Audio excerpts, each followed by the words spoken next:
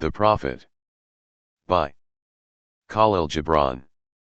Almustafa, the chosen and the beloved, who was a dawn unto his own day, had waited 12 years in the city of Orphalese for his ship that was to return and bear him back to the isle of his birth.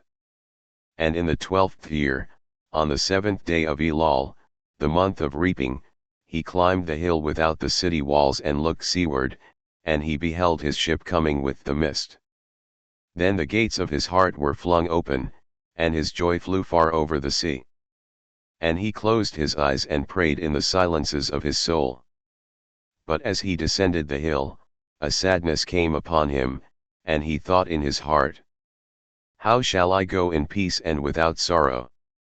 Nay, not without a wound in the spirit shall I leave the city. Long were the days of pain I have spent within its walls, and long were the nights of aloneness, and who can depart from his pain and his aloneness without regret?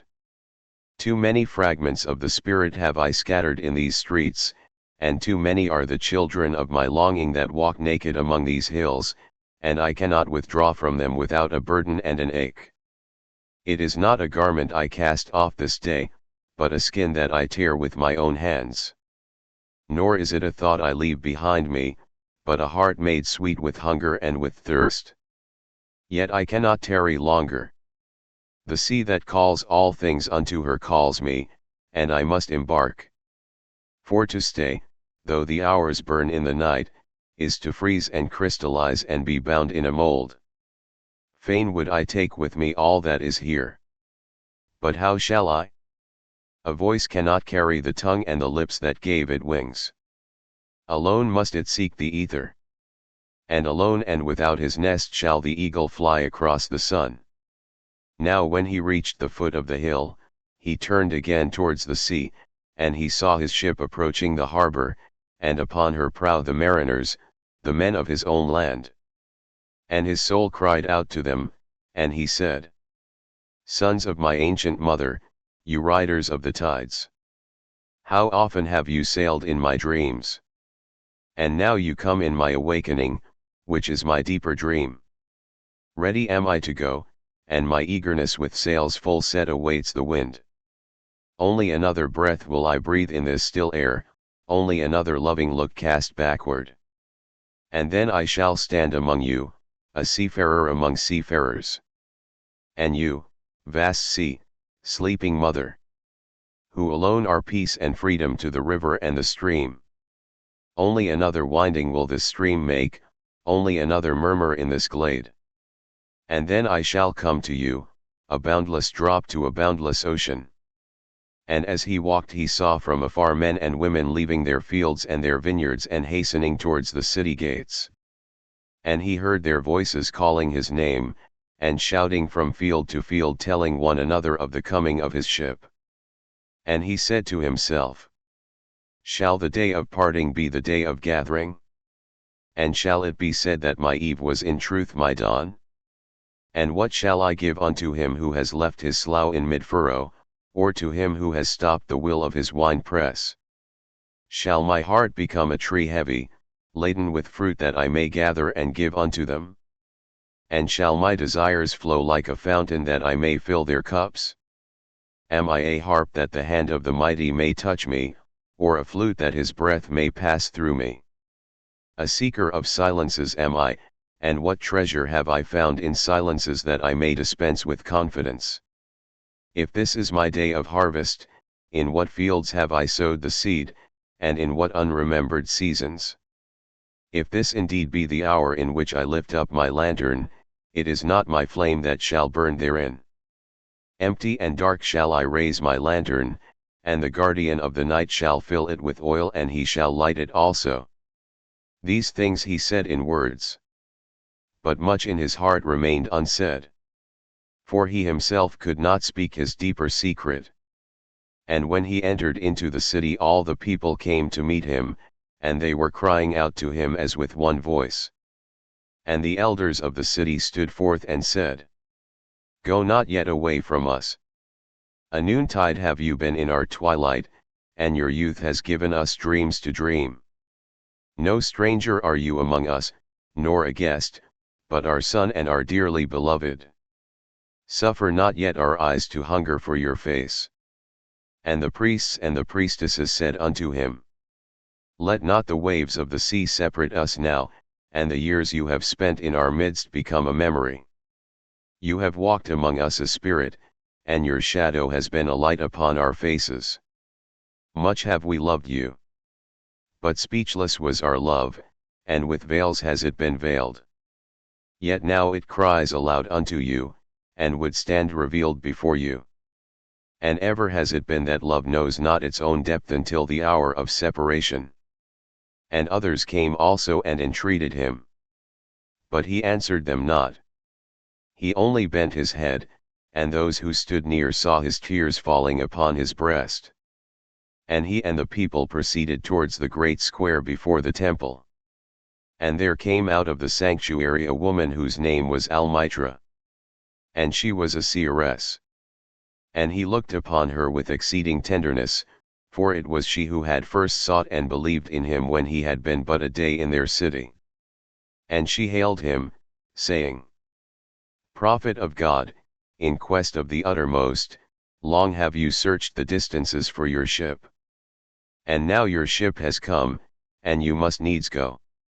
Deep is your longing for the land of your memories and the dwelling place of your greater desires, and our love would not bind you nor our needs hold you. Yet this we ask ere you leave us, that you speak to us and give us of your truth. And we will give it unto our children, and they unto their children, and it shall not perish. In your aloneness you have watched with our days, and in your wakefulness you have listened to the weeping and the laughter of our sleep. Now therefore disclose us to ourselves, and tell us all that has been shown you of that which is between birth and death. And he answered, People of Orphalace, of what can I speak save of that which is even now moving within your souls? Then said Almitra, Speak to us of love. And he raised his head and looked upon the people, and there fell a stillness upon them. And with a great voice he said, When love beckons to you, follow him, though his ways are hard and steep. And when his wings enfold you, yield to him. Though the sword hidden among his pinions may wound you. And when he speaks to you, believe in him. Though his voice may shatter your dreams as the north wind lays waste the garden. For even as love crowns you, so shall he crucify you. Even as he is for your growth, so is he for your pruning.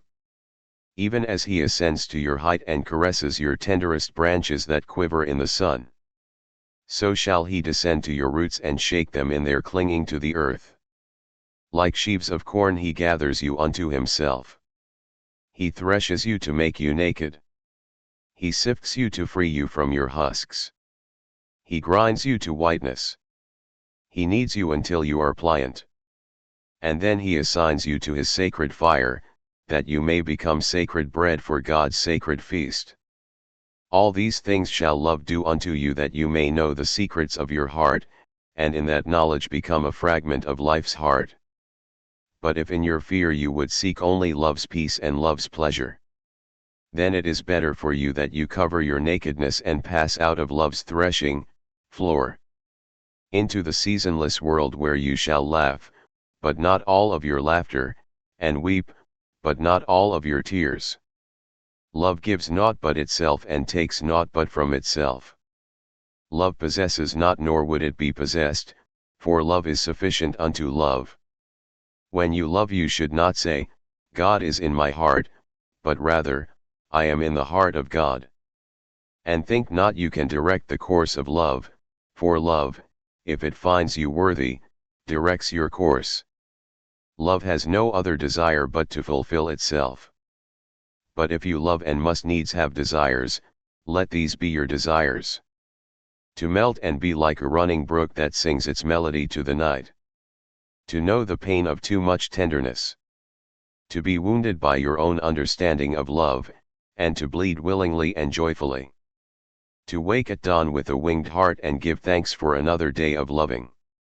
To rest at the noon hour and meditate love's ecstasy. To return home at eventide with gratitude. and then to sleep with a prayer for the beloved in your heart and a song of praise upon your lips. Marriage.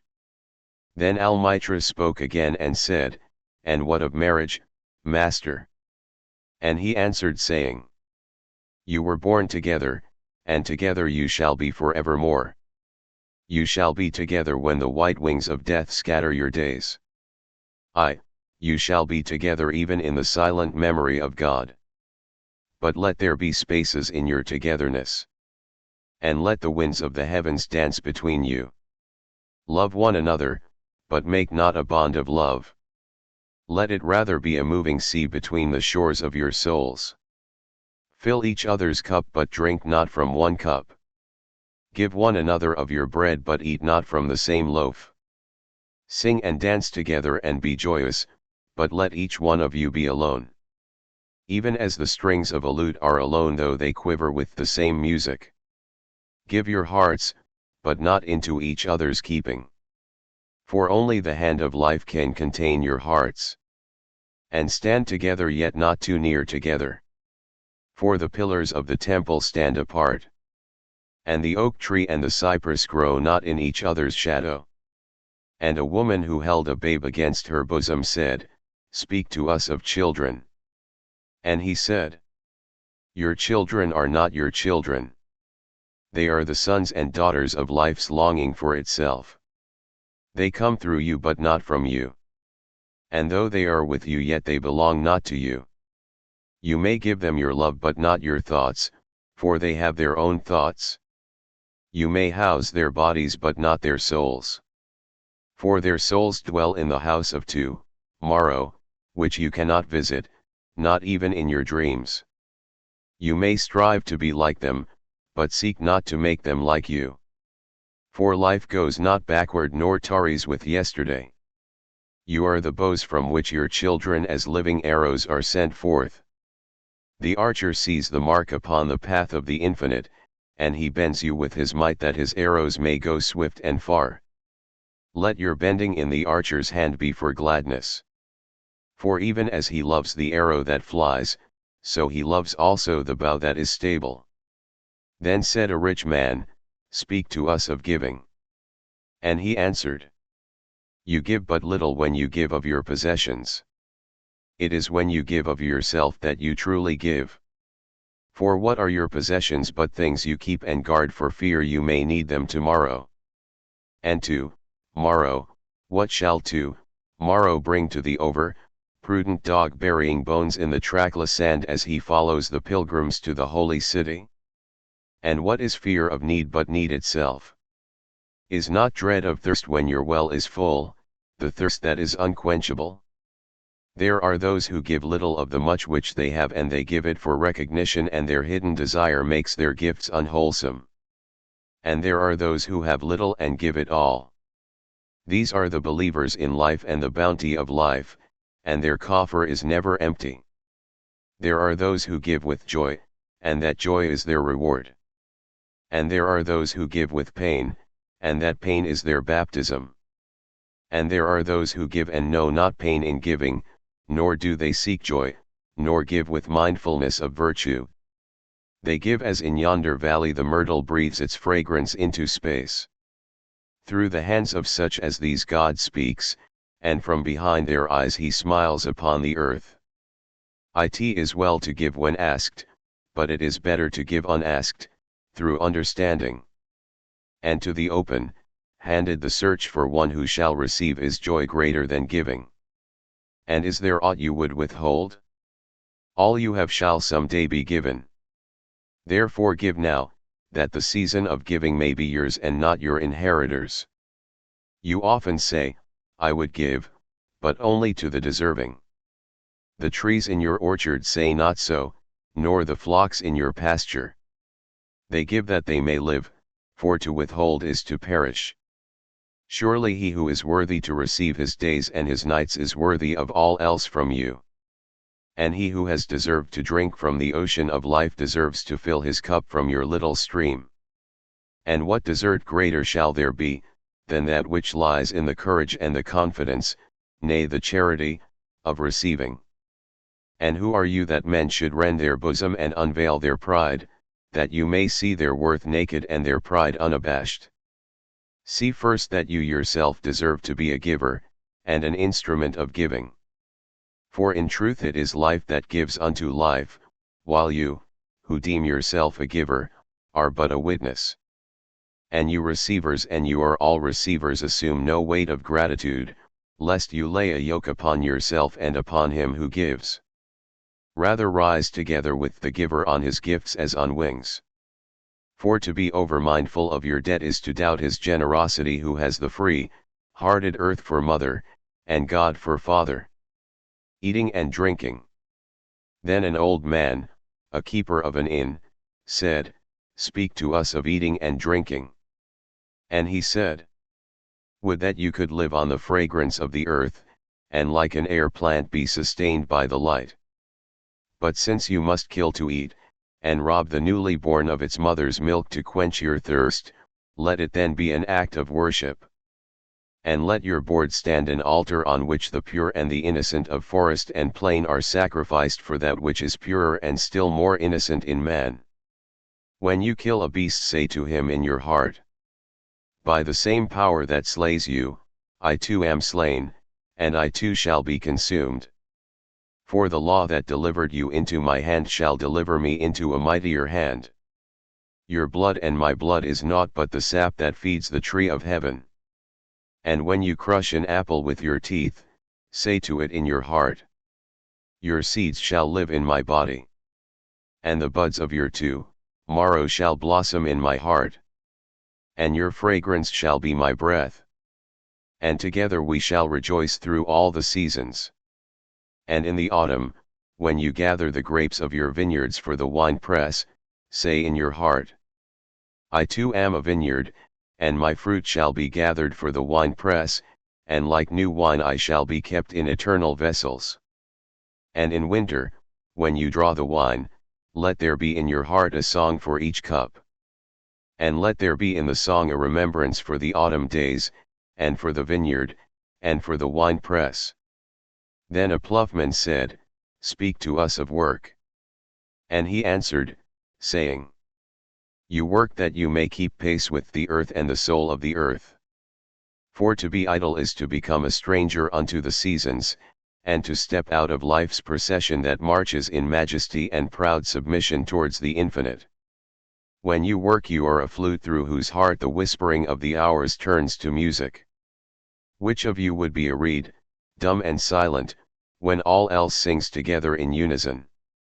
Always you have been told that work is a curse and labor a misfortune. But I say to you that when you work you fulfill a part of earth's furthest dream, assigned to you when that dream was born. And in keeping yourself with labor you are in truth loving life. And to love life through labor is to be intimate with life's inmost secret. But if you in your pain call birth an affliction and the support of the flesh a curse written upon your brow, then I answer that naught but the sweat of your brow shall wash away that which is written. You have been told also that life is darkness, and in your weariness you echo what was said by the weary. And I say that life is indeed darkness save when there is urge, and all urge is blind save when there is no ledge. And all knowledge is vain save when there is work. And all work is empty save when there is love. And when you work with love you bind yourself to yourself, and to one another, and to God. And what is it to work with love? It is to weave the cloth with threads drawn from your heart, even as if your beloved were to wear that cloth. It is to build a house with affection, even as if your beloved were to dwell in that house. It is to sow seeds with tenderness and reap the harvest with joy, even as if your beloved were to eat the fruit. It is to charge all things your fashion with the breath of your own spirit. And to know that all the blessed dead are standing about you and watching. Often have I heard you say, as if speaking in sleep, he who works in marble, and finds the shape of his own soul in the stone, is nobler than he who ploughs the soil. And he who seizes the rainbow to lay it on a cloth in the likeness of man, is more than he who makes the sandals for our feet. But I say, not in sleep, but in the overwakefulness of noontide, that the wind speaks not more sweetly to the giant oaks than to the least of all the blades of grass. And he alone is great who turns the voice of the wind into a song made sweeter by his own loving. Work is love made visible. And if you cannot work with love but only with distaste, it is better that you should leave your work and sit at the gate of the temple and take alms of those who work with joy. For if you bake bread with indifference, you bake a bitter bread that feeds but half man's hunger. And if you grudge the crushing of the grapes, your grudge distills a poison in the wine. And if you sing though as angels, and love not the singing, you muffle man's ears to the voices of the day and the voices of the night. Then a woman said, Speak to us of joy and sorrow. And he answered, Your joy is your sorrow unmasked. And the self-same well from which your laughter rises was oftentimes filled with your tears. And how else can it be? The deeper that sorrow carves into your being, the more joy you can contain. Is not the cup that holds your wine the very cup that was burned in the potter's oven? And is not the lute that soothes your spirit the very wood that was hollowed with knives? When you are joyous, look deep into your heart and you shall find it is only that which has given you sorrow that is giving you joy. When you are sorrowful, look again in your heart, and you shall see that in truth you are weeping for that which has been your delight. Some of you say, Joy is greater than sorrow, and others say, Nay, sorrow is the greater. But I say unto you, they are inseparable. Together they come, and when one sits alone with you at your board, remember that the other is asleep upon your bed.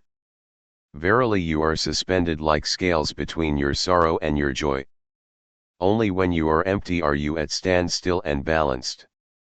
When the treasure keeper lifts you to weigh his gold and his silver, needs must your joy or your sorrow rise or fall. Then a mason came forth and said, Speak to us of houses. And he answered and said, Build of your imaginings a bower in the wilderness ere you build a house within the city walls. For even as you have combings in your twilight, so has the wanderer in you, the ever distant and alone. Your house is your larger body. It grows in the sun and sleeps in the stillness of the night, and it is not dreamless. Does not your house dream?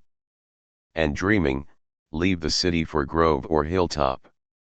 Would that I could gather your houses into my hand, and like a sower scatter them in forest and meadow.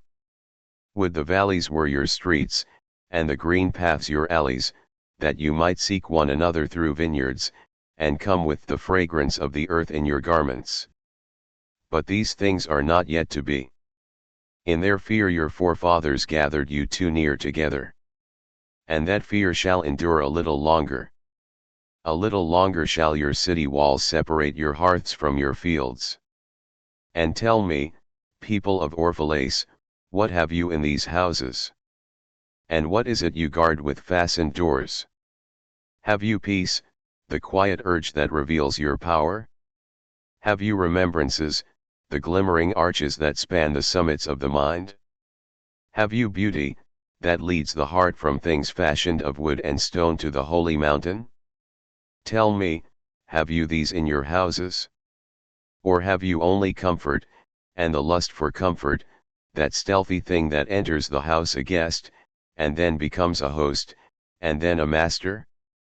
Aye, and it becomes a tamer, and with hook and scourge makes puppets of your larger desires. Though its hands are silken, its heart is of iron.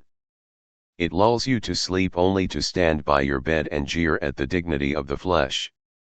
It makes mock of your sound senses, and lays them in thistledown like fragile vessels. Verily the lust for comfort murders the passion of the soul, and then walks grinning in the funeral. But you, children of space, you restless in rest, you shall not be trapped nor tamed. Your house shall be not an anchor but a mast. It shall not be a glistening film that covers a wound, but an eyelid that guards the eye. You shall not fold your wings that you may pass through doors, nor bend your heads that they strike not against a ceiling, nor fear to breathe lest walls should crack and fall down. You shall not dwell in tombs made by the dead for the living. And though of magnificence and splendor, your house shall not hold your secret nor shelter your longing. For that which is boundless in you abides in the mansion of the sky, whose door is the morning mist, and whose windows are the songs and the silences of night. And the weaver said, Speak to us of clothes. And he answered, Your clothes conceal much of your beauty, yet they hide not the unbeautiful. And though you seek in garments the freedom of privacy, you may find in them a harness and a chain. Would that you could meet the sun and the wind with more of your skin and less of your raiment. For the breath of life is in the sunlight and the hand of life is in the wind. Some of you say, It is the north wind who has woven the clothes we wear. And I say, it was the north wind. But shame was his loom, and the softening of the sinews was his thread. And when his work was done he laughed in the forest. Forget not that modesty is for a shield against the eye of the unclean. And when the unclean shall be no more, what were modesty but a fetter and a fouling of the mind? And forget not that the earth delights to feel your bare feet and the winds long to play with your hair. Buying and selling. And a merchant said, Speak to us of buying and selling. And he answered and said, To you the earth yields her fruit, and you shall not want if you but know how to fill your hands. It is in exchanging the gifts of the earth that you shall find abundance and be satisfied. Yet unless the exchange be in love and kindly justice, it will but lead some to greed and others to hunger. When in the market place you toilers of the sea and fields and vineyards, meet the weavers and the potters and the gatherers of spices. Invoke then the master spirit of the earth, to come into your midst and sanctify the scales and the reckoning that weighs value against value. And suffer not the barren-handed to take part in your transactions, who would sell their words for your labor. To such men you should say, Come with us to the field, or go with our brothers to the sea and cast your net. For the land and the sea shall be bountiful to you even as to us. And if there come the singers and the dancers and the flute players, buy of their gifts also. For they too are gatherers of fruit and frankincense, and that which they bring, though fashioned of dreams, is raiment and food for your soul. And before you leave the market place, see that no one has gone his way with empty hands. For the master spirit of the earth shall not sleep peacefully upon the wind till the needs of the least of you are satisfied. Crime and punishment. Then one of the judges of the city stood forth and said, Speak to us of crime and punishment.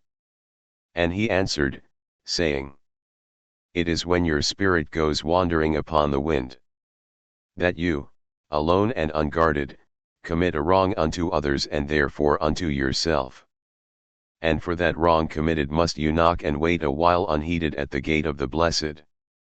Like the ocean is your God, self, it remains forever undefiled. And like the ether it lifts but the winged. Even like the sun is your God, self.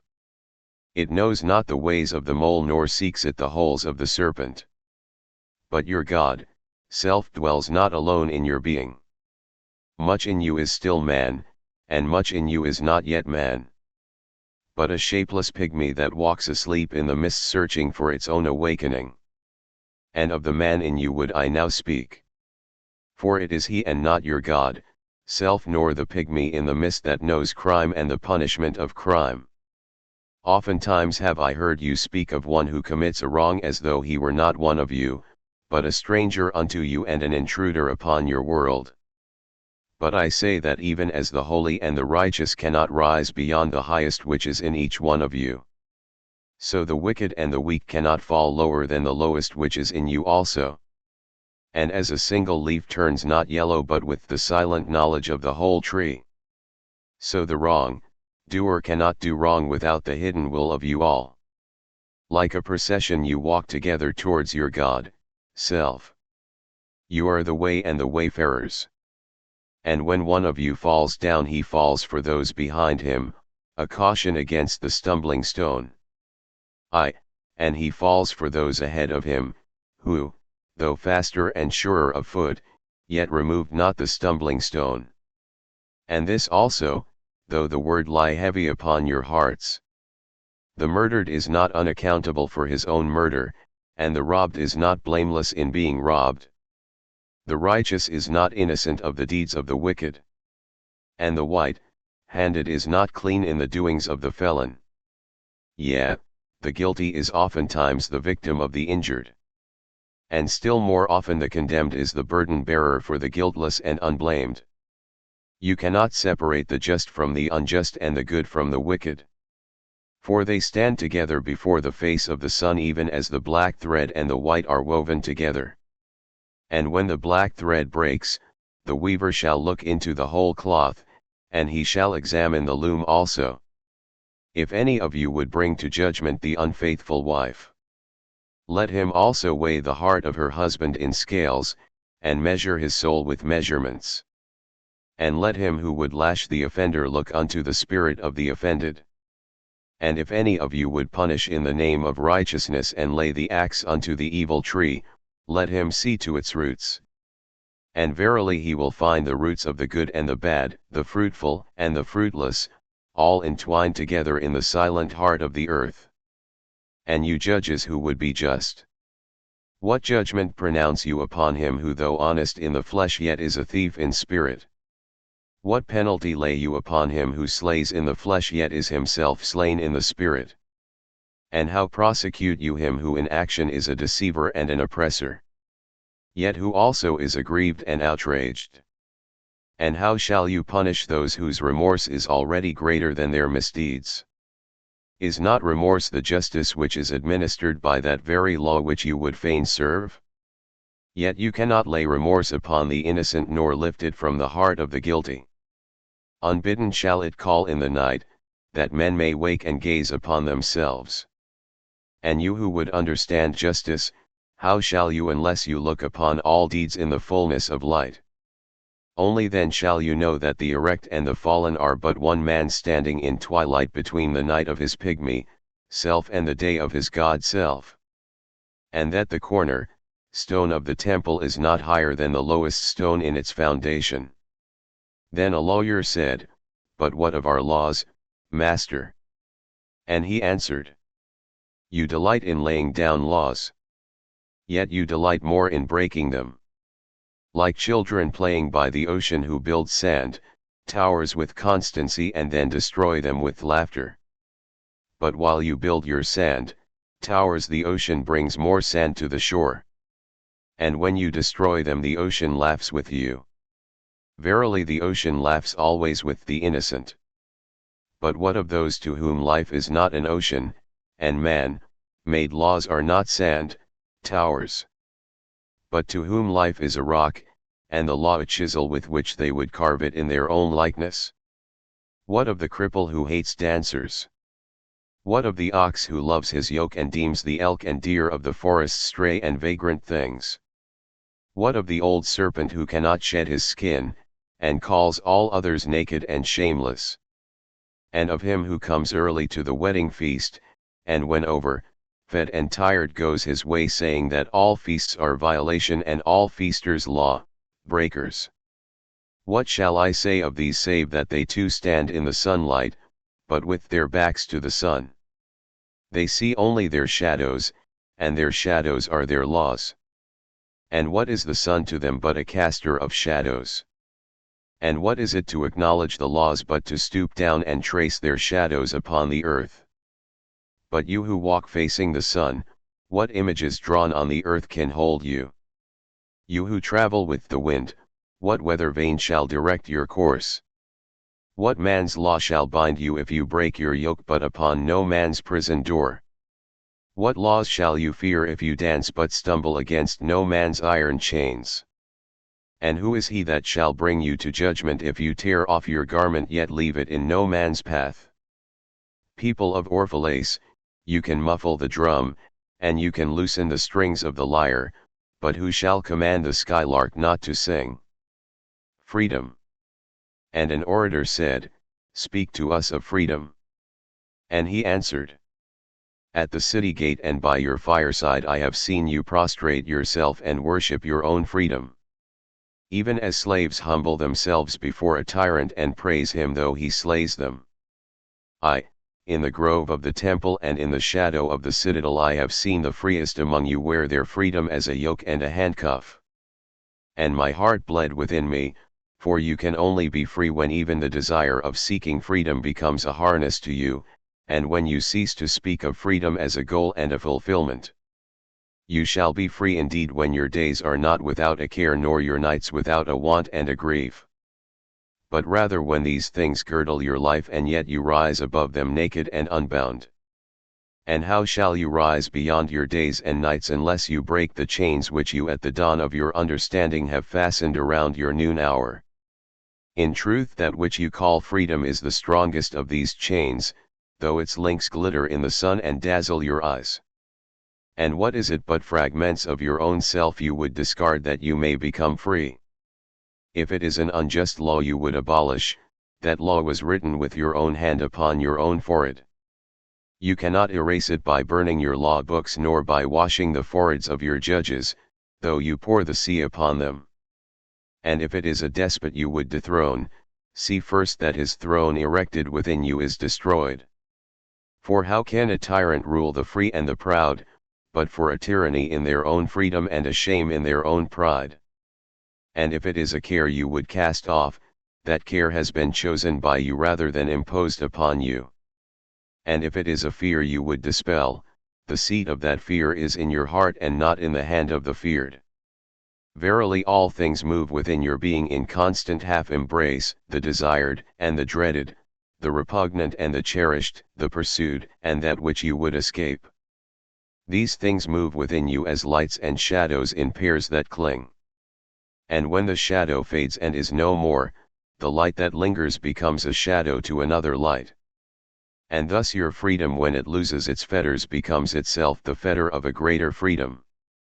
And the priestess spoke again and said, Speak to us of reason and passion.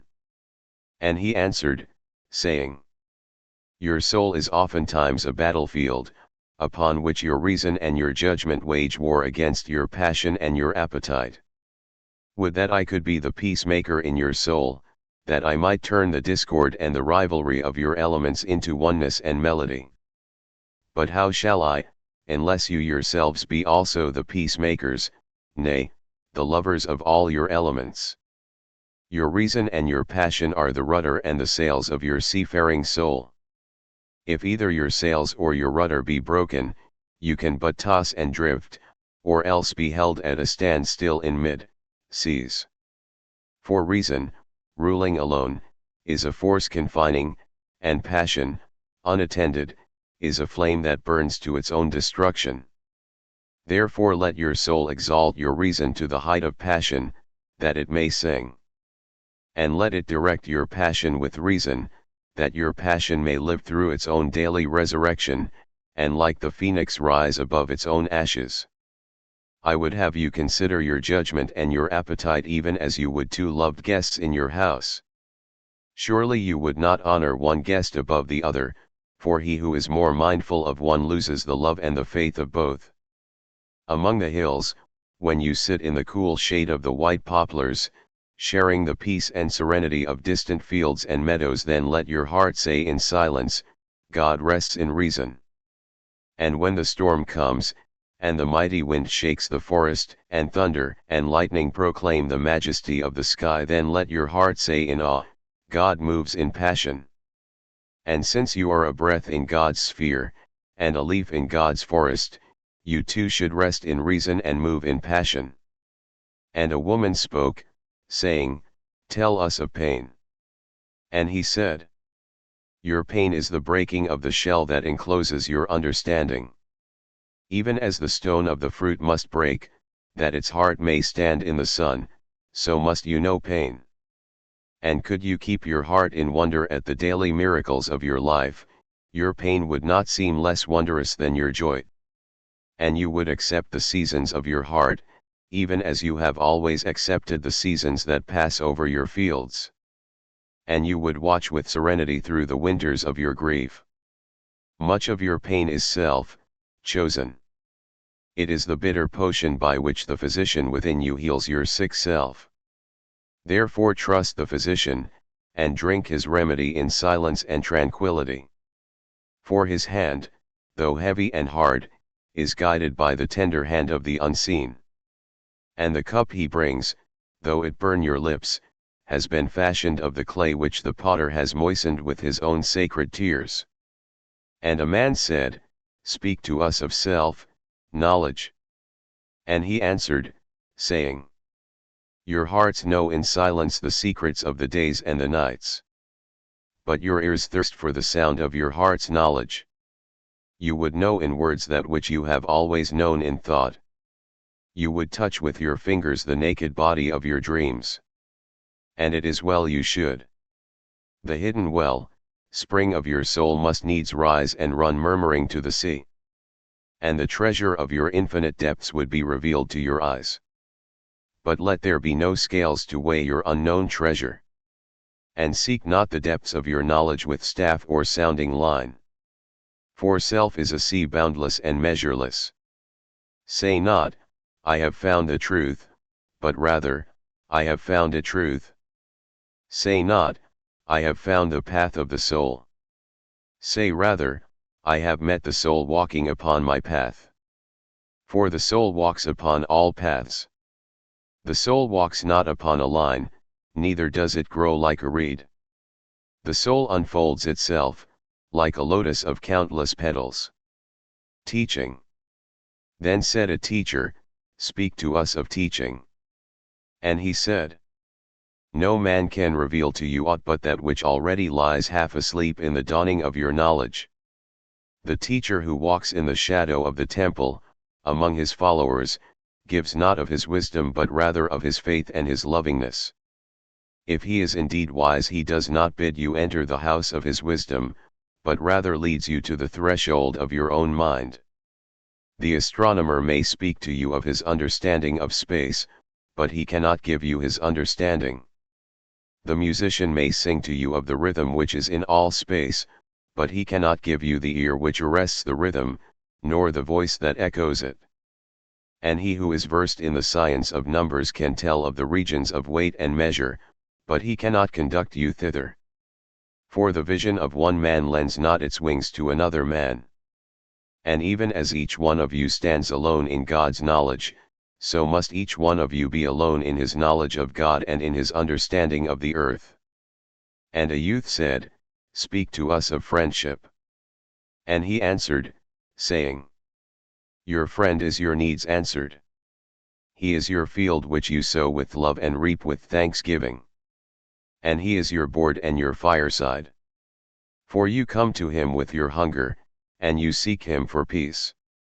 When your friend speaks his mind, you fear not the nay in your own mind, nor do you withhold the I. And when he is silent, your heart ceases not to listen to his heart. For without words, in friendship, all thoughts, all desires, all expectations are born and shared, with joy that is unclaimed. When you part from your friend, you grieve not. For that which you love most in him may be clearer in his absence, as the mountain to the climber is clearer from the plain. And let there be no purpose in friendship save the deepening of the spirit. For love that seeks aught but the disclosure of its own mystery is not love but a net cast forth, and only the unprofitable is caught. And let your best be for your friend. If he must know the ebb of your tide, let him know its flood also. For what is your friend that you should seek him with hours to kill? Seek him always with hours to live. For it is his to fill your need, but not your emptiness. And in the sweetness of friendship let there be laughter, and sharing of pleasures. For in the dew of little things the heart finds its morning and is refreshed. And then a scholar said, Speak of talking. And he answered, saying, You talk when you cease to be at peace with your thoughts.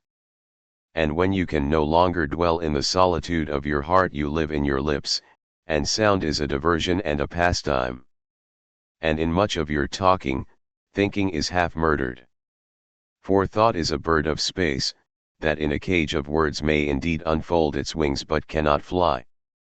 There are those among you who seek the talkative through fear of being alone.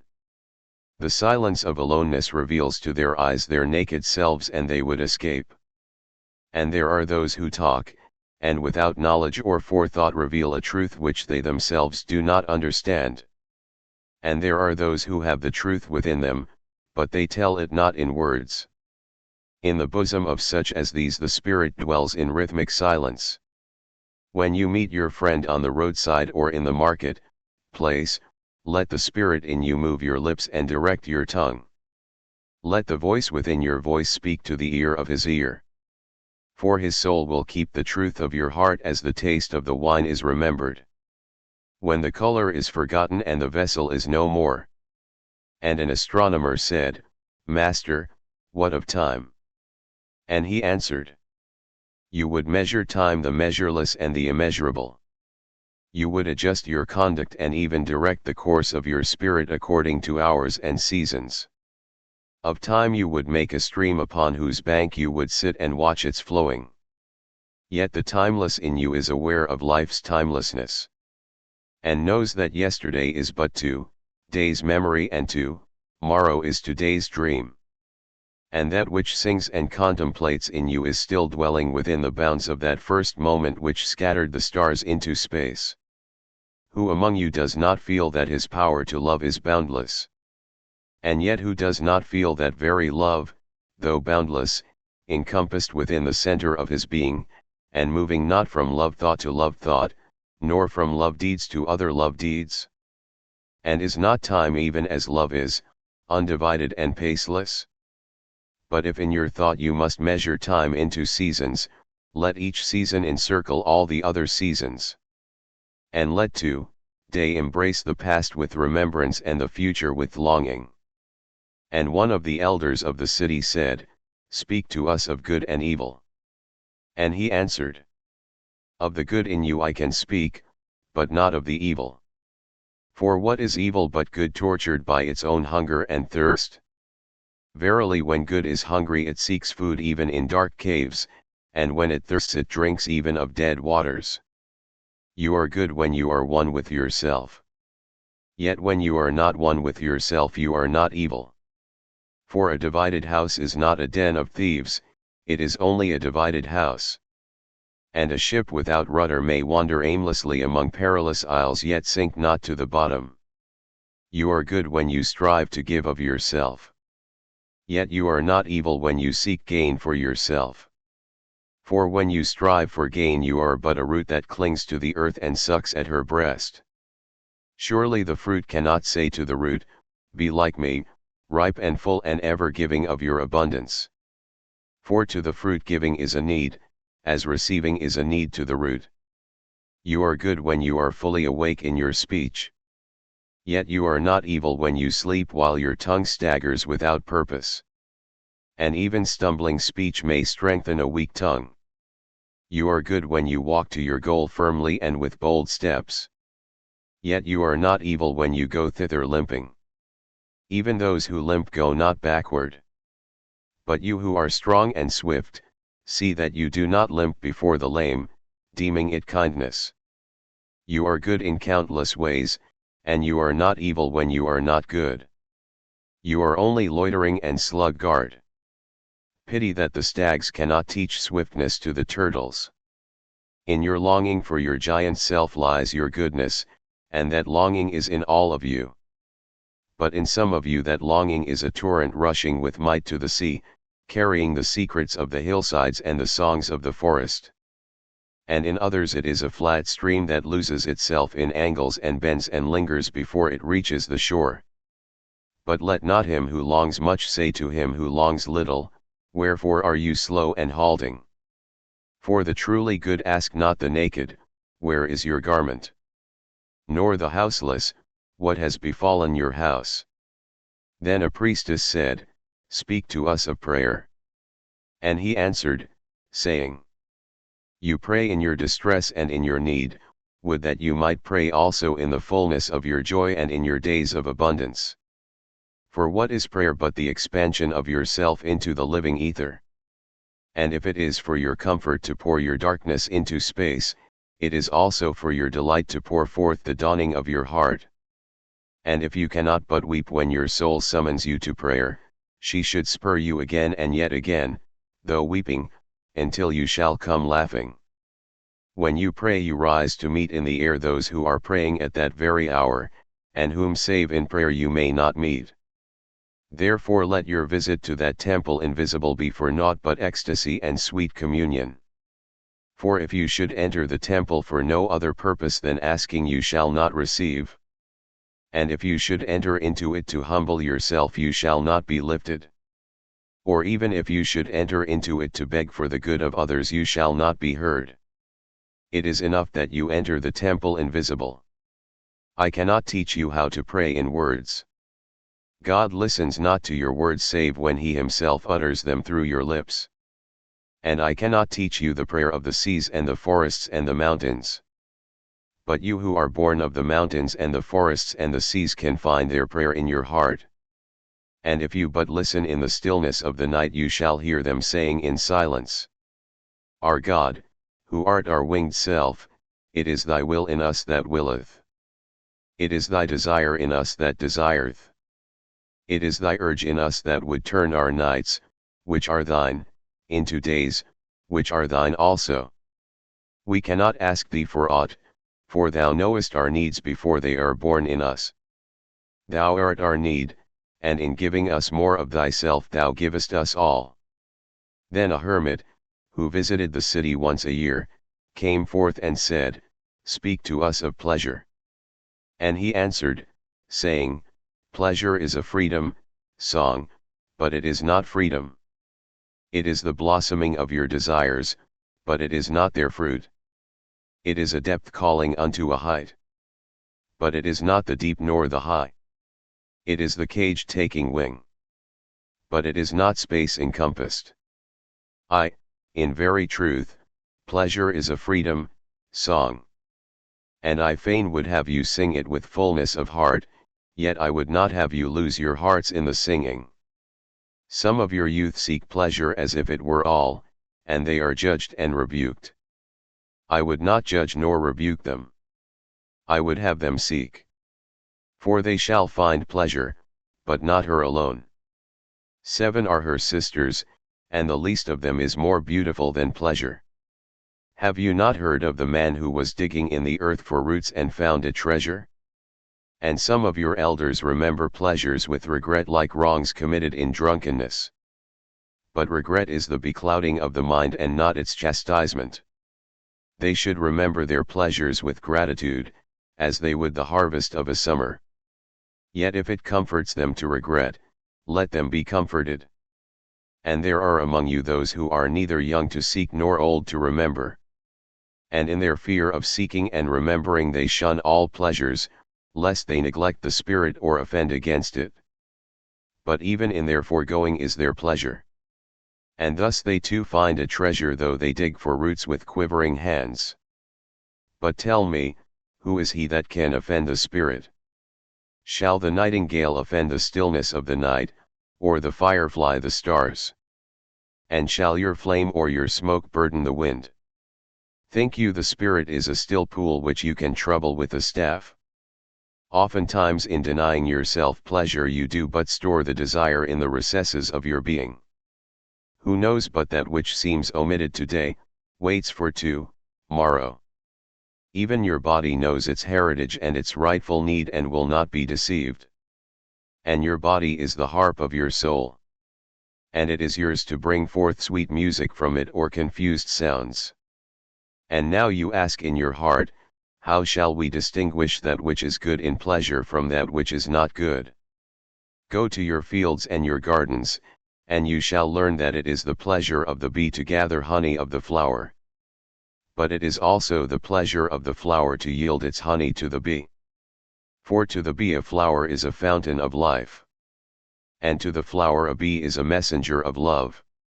And to both, bee and flower, the giving and the receiving of pleasure is a need and an ecstasy. People of Orphalese, be in your pleasures like the flowers and the bees. And a poet said, Speak to us of beauty. And he answered, where shall you seek beauty, and how shall you find her unless she herself be your way and your guide? And how shall you speak of her except she be the weaver of your speech? The aggrieved and the injured say, beauty is kind and gentle. Like a young mother half, shy of her own glory she walks among us. And the passionate say, nay, beauty is a thing of might and dread.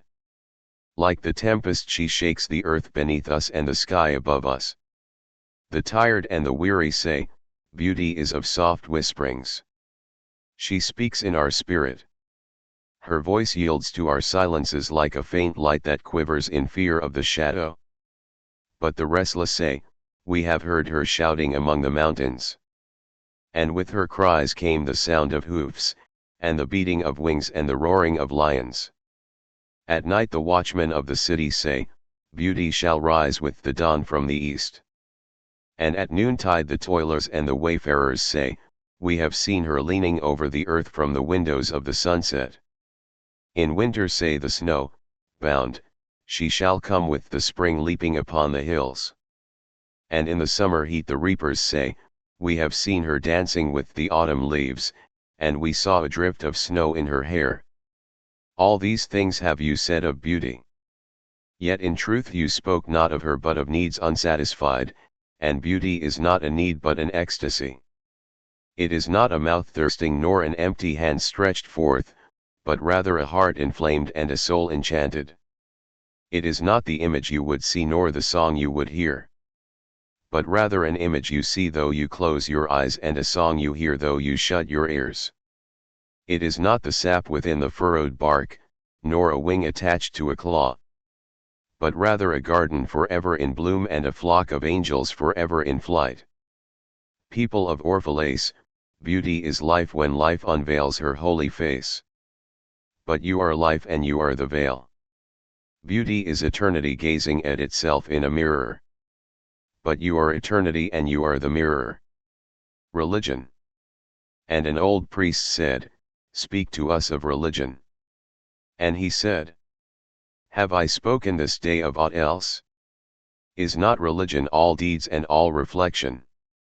And that which is neither deed nor reflection, but a wonder and a surprise ever springing in the soul, even while the hands hew the stone or tend the loom. Who can separate his faith from his actions, or his belief from his occupations? Who can spread his hours before him, saying, this for God and this for myself, this for my soul and this other for my body? All your hours are wings that beat through space from self to self. He who wears his morality but as his best garment were better naked.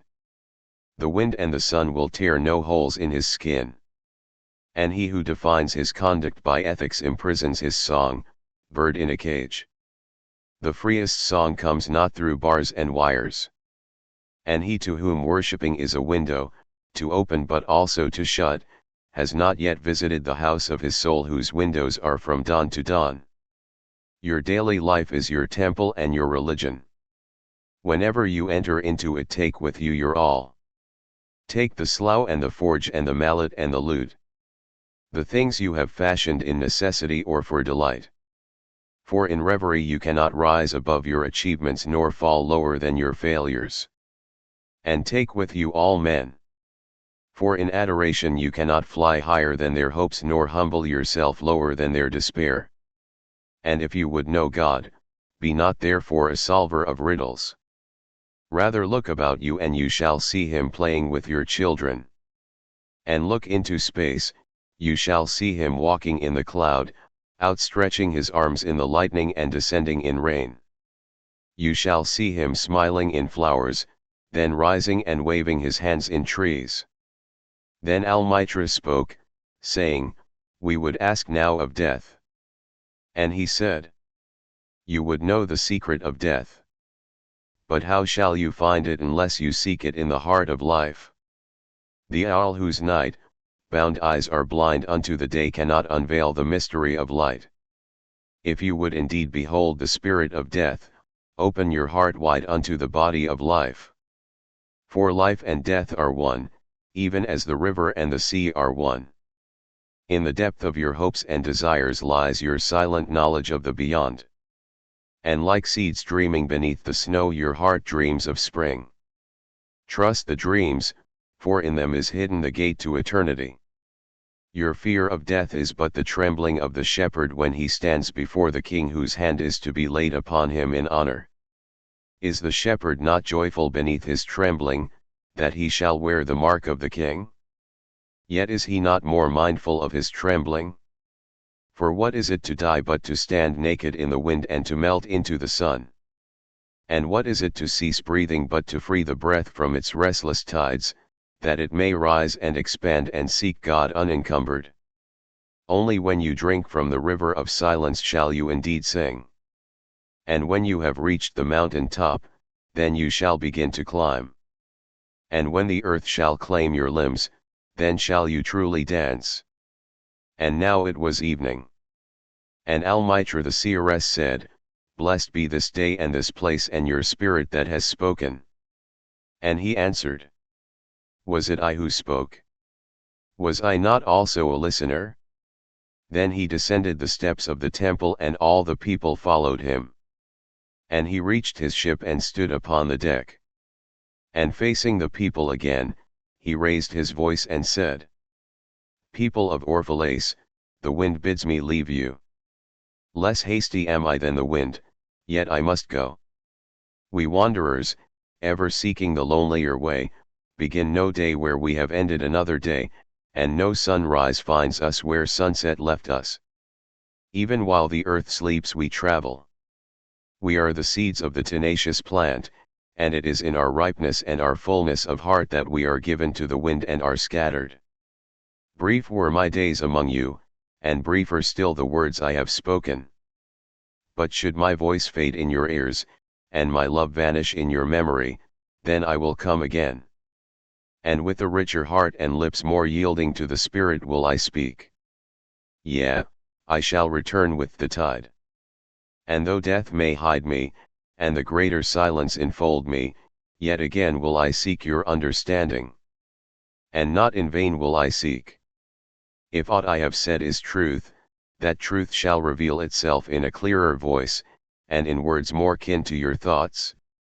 I go with the wind, people of Orphalese, but not down into emptiness. And if this day is not a fulfillment of your needs and my love, then let it be a promise till another day. Man's needs change, but not his love, nor his desire that his love should satisfy his needs. Know, therefore, that from the greater silence I shall return. The mist that drifts away at dawn, leaving but dew in the fields, shall rise and gather into a cloud and then fall down in rain. And not unlike the mist have I been. In the stillness of the night I have walked in your streets, and my spirit has entered your houses. And your heart, beats were in my heart, and your breath was upon my face, and I knew you all. I knew your joy and your pain, and in your sleep your dreams were my dreams. And oftentimes I was among you a lake among the mountains. I mirrored the summits in you and the bending slopes, and even the passing flocks of your thoughts and your desires. And to my silence came the laughter of your children in streams, and the longing of your youths in rivers. And when they reached my depth the streams and the rivers ceased not yet to sing. But sweeter still than laughter and greater than longing came to me. It was the boundless in you. The vast man in whom you are all but cells and sinews. He in whose chant all your singing is but a soundless throbbing. It is in the vast man that you are vast. And in beholding him that I beheld you and loved you. For what distances can love reach that are not in that vast sphere? What visions, what expectations and what presumptions can outsoar that flight? Like a giant oak tree covered with apple blossoms is the vast man in you. His might binds you to the earth, his fragrance lifts you into space, and in his durability you are deathless. You have been told that, even like a chain, you are as weak as your weakest link. This is but half the truth. You are also as strong as your strongest link. To measure you by your smallest deed is to reckon the power of ocean by the frailty of its foam. To judge you by your failures is to cast blame upon the seasons for their inconstancy. You are like an ocean. And though heavy, grounded ships await the tide upon your shores, yet, even like an ocean, you cannot hasten your tides. And like the seasons you are also. And though in your winter you deny your spring, yet spring, reposing within you, smiles in her drowsiness and is not offended. Think not I say these things in order that you may say the one to the other, he praised us well. He saw but the good in us. I only speak to you in words of that which you yourselves know in thought. And what is word knowledge but a shadow of wordless knowledge? Your thoughts and my words are waves from a sealed memory that keeps records of our yesterdays. And of the ancient days when the earth knew not us nor herself, and of nights when earth was upraught with confusion. Wise men have come to you to give you of their wisdom. I came to take of your wisdom. And behold, I have found that which is greater than wisdom. It is a flame spirit in you ever gathering more of itself. While you, heedless of its expansion, bewail the withering of your days. It is life in quest of life in bodies that fear the grave. There are no graves here. These mountains and plains are a cradle and a stepping stone. Whenever you pass by the field where you have laid your ancestors, look well thereupon, and you shall see yourselves and your children dancing hand in hand. Verily you often make merry without knowing.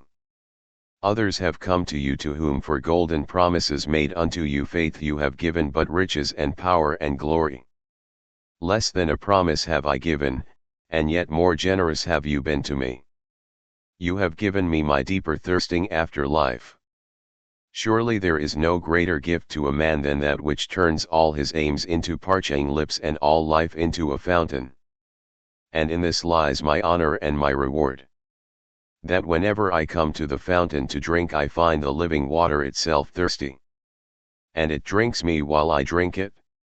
Some of you have deemed me proud and over shy to receive gifts. Too proud indeed am I to receive wages, but not gifts. And though I have eaten berries among the hills when you would have had me sit at your board, and slept in the portico of the temple when you would gladly have sheltered me, yet it was not your loving mindfulness of my days and my nights that made food sweet to my mouth and girdled my sleep with visions. For this I bless you most. You give much and know not that you give at all.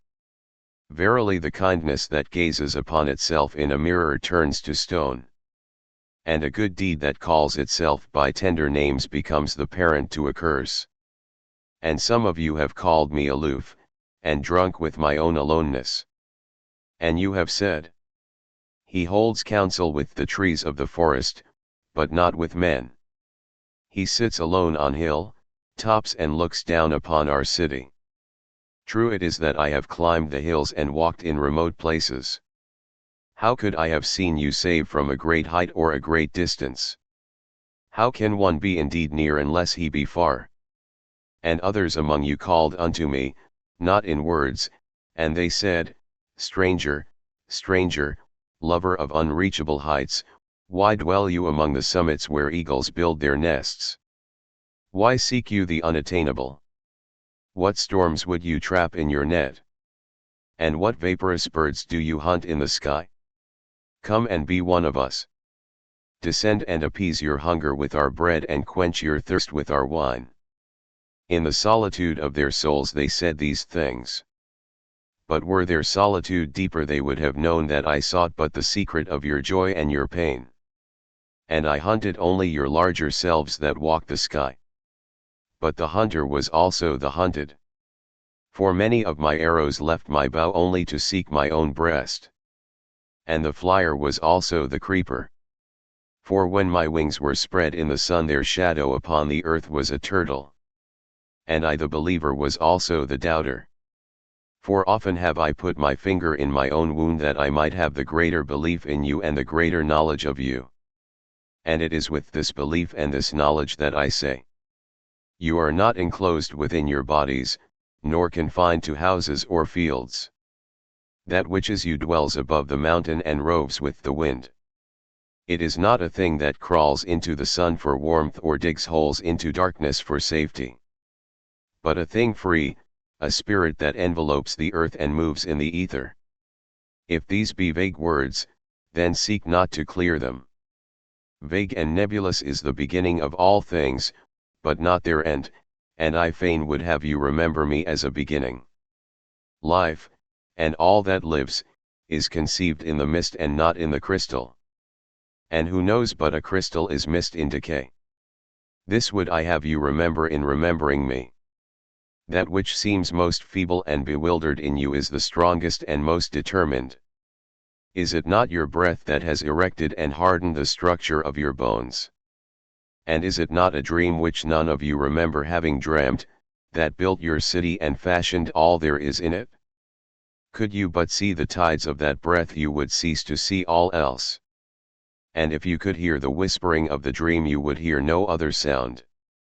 But you do not see, nor do you hear, and it is well. The veil that clouds your eyes shall be lifted by the hands that wove it. And the clay that fills your ears shall be pierced by those fingers that kneaded it. And you shall see. And you shall hear.